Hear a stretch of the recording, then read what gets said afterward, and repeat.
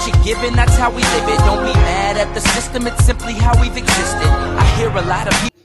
नमस्कार दोस्तों, मैं हूं डॉक्टर बीके शर्मा और आप देख रहे हैं हमारा चैनल ट्रेन योर माइंड।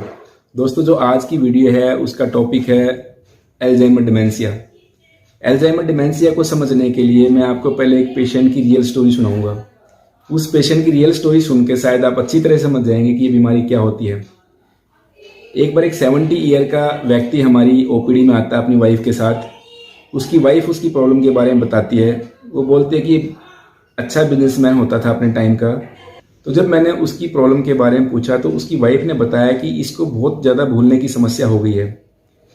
ना ही उसको अपने ऑफिस का एड्रेस पता है, इवन कई बार घर से बाहर जाता है तो भी घर आने में प्रॉब्लम होती है।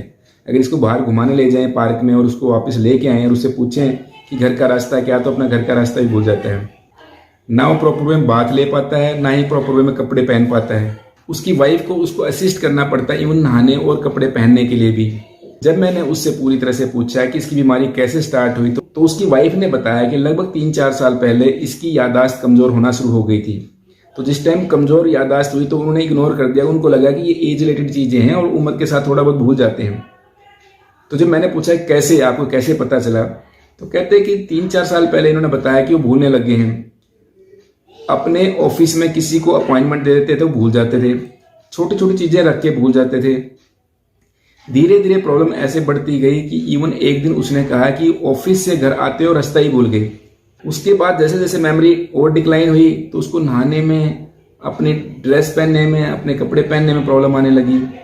इवन अपने फैमिली मेंबर के नाम भी रिकॉल करने में प्रॉब्लम आने लगी।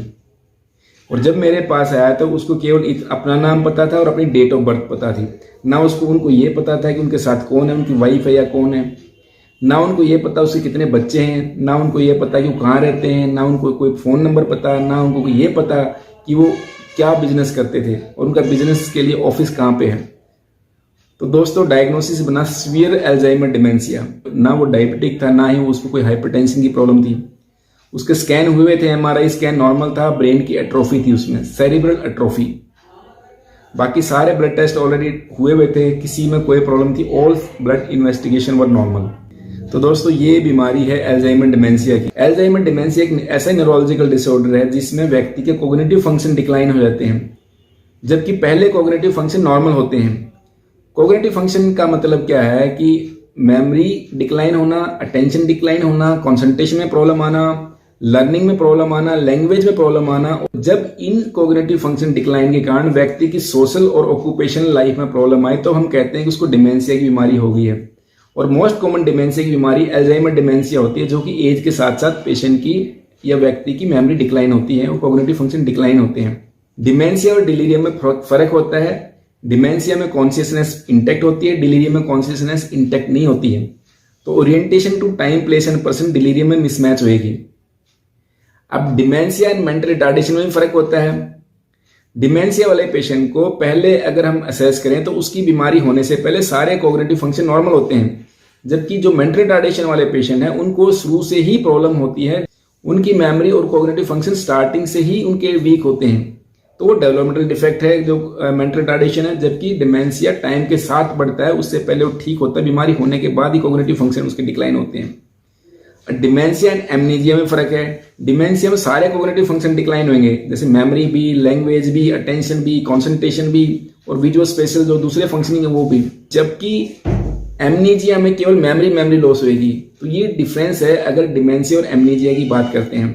और डिमेंशिया 2 तरह का होता है, अर्ली ऑनसेट होता है, एक लेट ऑनसेट होता है। अगर ये अर्ली ऑनसेट जो 65 ईयर की एज से पहले हुए और लेट ऑनसेट जो 65 ईयर एज से बाद हुए।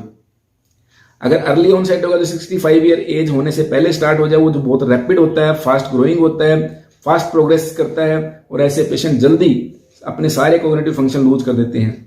अगर वही डिमेंशिया लेट ऑनसेट हो जो 65 ईयर एज के बाद होता है, वो यूजुअली स्लो प्रोग्रेस करता है और पेशेंट के जो कॉग्निटिव फंक्शन है काफी लंबे टाइम तक इंटैक्ट रहते हैं।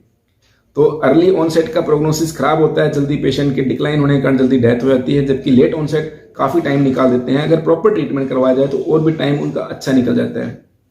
ऐसे ही दोस्तों, जब ये डिजीज बढ़ जाती है तो कुछ साइकेट्रिक प्रॉब्लम भी आती हैं। डिमेंशिया विद बिहेवियरल प्रॉब्लम बोलते हैं उसको।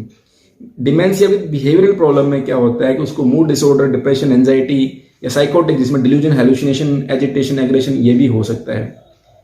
तो ऐसे पेशेंट को बेस्ट ट्रीट करने का एक ही मेथड है कि इनको अर्ली डायग्नोज करना चाहिए। जितना अर्ली डायग्नोज करेंगे उसकी डिजीज को प्रोग्रेस होने से बचा सकते हैं, प्रोग्रेशन को स्लो कर सकते हैं।